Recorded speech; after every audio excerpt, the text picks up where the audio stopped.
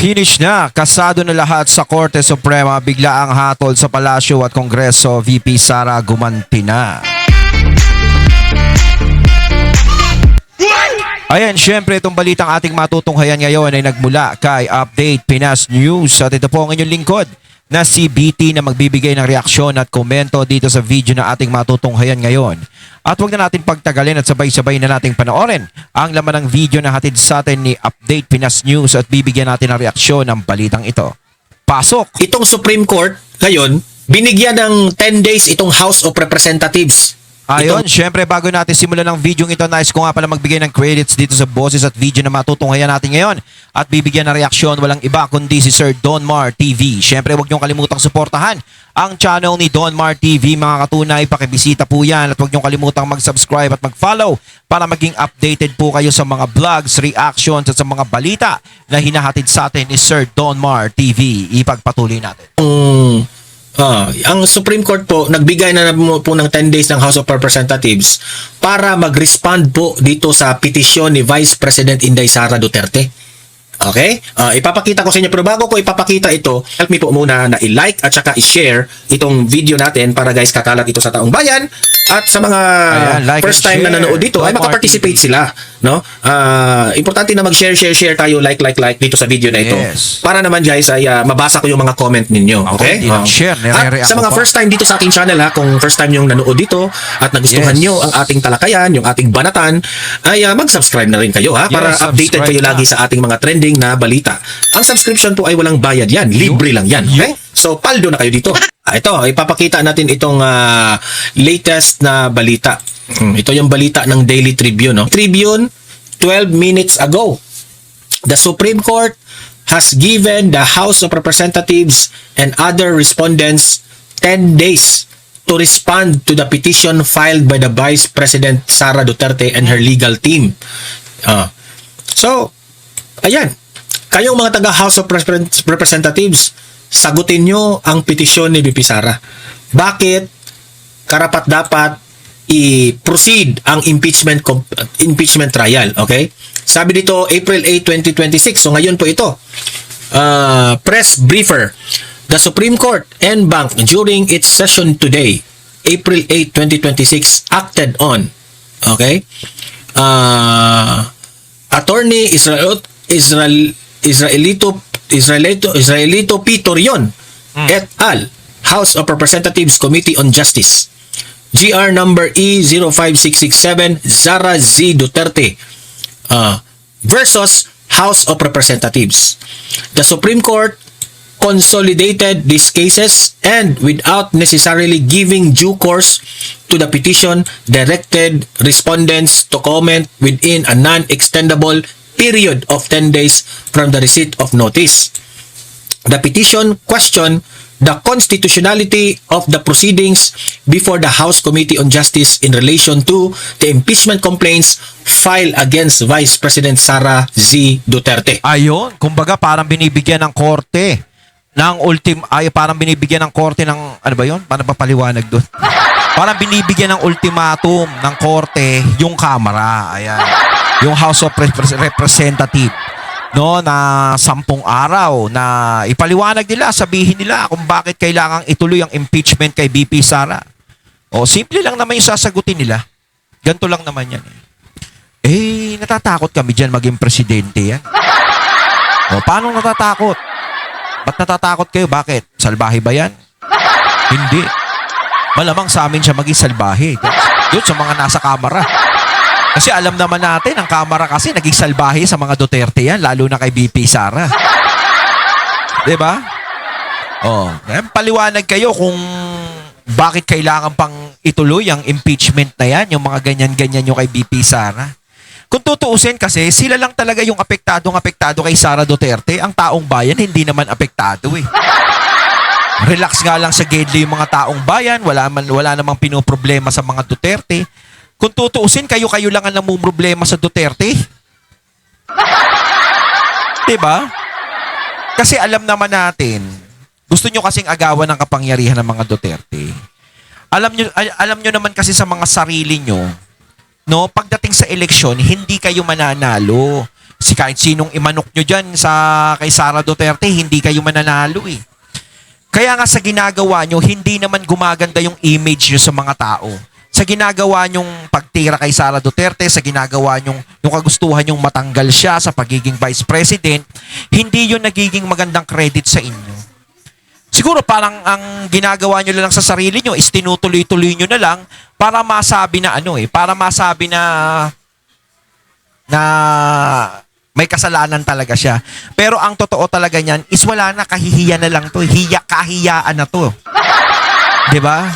Kasi kung i-atras niyo yung mga impeachment siguro na yan, is syempre parang lalabas na natakot kayo. Kasi alam naman na mga ebidensyang inilalabas niyo sa kanya hindi naman talaga matitibay, napakarupok talaga. 'Di ba? Hindi ganoon ka Kaya kumbaga parang dinidiretso nyo na lang para hindi ka hiyaan, kahit hindi kayo mapahiya. Talagang hinahanapan nyo na lang ng buta si BP Sara para masabi talaga na talagang may ginawa siyang anomalya o hindi maganda sa pagiging Vice President niya. Pero ang masakit isipin doon is wala pa rin kayong makita. GR number E-05293, Narciso A. De Leon versus Anthony Gerard A. Halili. Halray Construction Incorporated, Harley Construction Company, and other unknown persons. The Supreme Court, through the ponencia of Associate Justice Ami Z. Lazaro Javier, issued a writ of kalikasan against respondents Halray Construction Incorporated and other persons acting on their behalf for conducting illegal quarrying activities within the Angat River Boston Dam Forest Reserve in Banaban, Angat, Bulacan. Ito pa, it also granted petitioner Narciso A. De Leon's prayer for temporary environmental protection order ordering respondents to immediately stop quarrying, excavation, earth extraction on similar activities within the watershed area. Respondents are further prohibited from committing acts that may cause additional damage to the environment. Oo.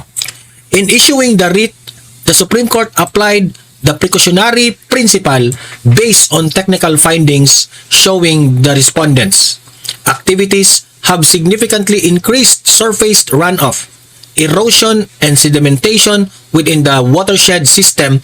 Reports indicated that these activities have destroyed cultivated crops, vegetation, and fruit-bearing trees that serve as wildlife habitats. So patungkol pa pala ito sa quarrying, no? The Supreme Court noted that change in the natural landscape of just portion of a protected forest reserve threatens the stability of the Angat River Bostos Dam. Ayan. So ito po yung ang Supreme Court po nagbigay po ng 10 days to respond. Ayan, ultimatum na yan. Ano kaya magiging response ng Kamara dyan? Filed by the Vice President Sara Duterte. Sabi siguro ng Kamara, talagang ang Supreme Court talaga ang nagiging tinik sa lalamunan natin. Yan talaga nagiging tinik sa lalamunan nila eh. 'Di ba? Kumbaga parang wala na si Chis sa Senado pero nandito pa rin yung Supreme Court. Medyo Supreme Court hindi nila kaya yan eh. Oo. And her legal team, patungkol po ito sa quarrying, no? Dito sa Angat River Bostos Dam. Okay? So, hindi po ito pala kaugnayan sa akala ko yung file na petition ni BP Sara kahapon eh. Akala ko din sa impeachment. Sir Donmar kasi sinabi. Pero kung tungkol yan sa mga impeachment o sa mga kaso ni BP Sara, 'di ba? Yung gaya na sinabi natin. Kasi nag-file rin si BP Sara eh. Hindi lang binalita ng media. Patungkol po ito sa quarrying, no, ng Angat River Bostos Dam. Ayan, sagutin. Napansin natin, hindi masyadong binabalita ng media, kapag si BP Sara yung may ginagawang movement. Pero kapag dinidiin si BP Sara, yung talagang parang inaano siya, yung pangalan niya, binabalita. Kaya talaga pasalamat tayo kahit paano meron dito sa mga social media tayo nababalitaan. Kaya malaki talaga importante. 'Di ba? Kaya nga siguro parang naiinis na yung mga taong gobyerno sa social media eh. Dahil talagang yung mga hindi dapat ibalita is nababalita talaga. Siyempre, yung mga natatago, hindi katulad dati, mainstream media lang, sa TV lang tayo nanonood. Kung ano lang yung napapanood natin sa TV, yun lang yung pinaniniwalaan natin. Yung mga panahong 3310 pa yung mga cellphone, di ba? Yung wala pang Friendster, wala pang Facebook, wala pang ano. Wala tayong malaman, yun lang.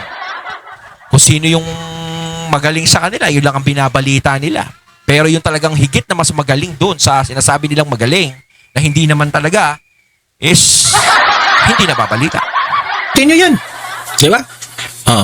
Ito po ay Zara Z Duterte versus House of Representatives.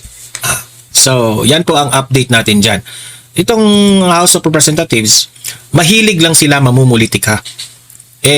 Sa patungkol po sa pagsiservisyo po sa taong bayan, dyan sila medyo mahina. Okay? Mahilig sila sa pamumulitika. Sa totoo lang kasi, wala naman talaga silang nagagawa na serbisyo sa taong bayan. Yung mga tao, hindi lahat ng congressman na nandiyan ibig ko sabihin, yung mga taong abalang-abala sa impeachment ni BP Sara, yung mga nandiyan sa Kamara, is talagang wala nang nagagawa sa mga nasasakupan nila yan. Mantakin mo, inuubos lang nila yung termino nila sa pagpuna sa kung anong ginagawa ni BP Sara, sa pagpapabagsak kay BP Sara. Mantakin mo, binoto ka ng mga tao para paglingkuran mo yung mga tao, para ayusin mo yung distrito mo, pero wala. Inaayos mo iba. Ang inaayos mo, nakikiisa ka sa pagtanggal kay BP Sara para matanggal ang tinik sa lalamunan ng kung sino man na nagiging bossing nyo dyan. Diba? Yun ang mahirap dun.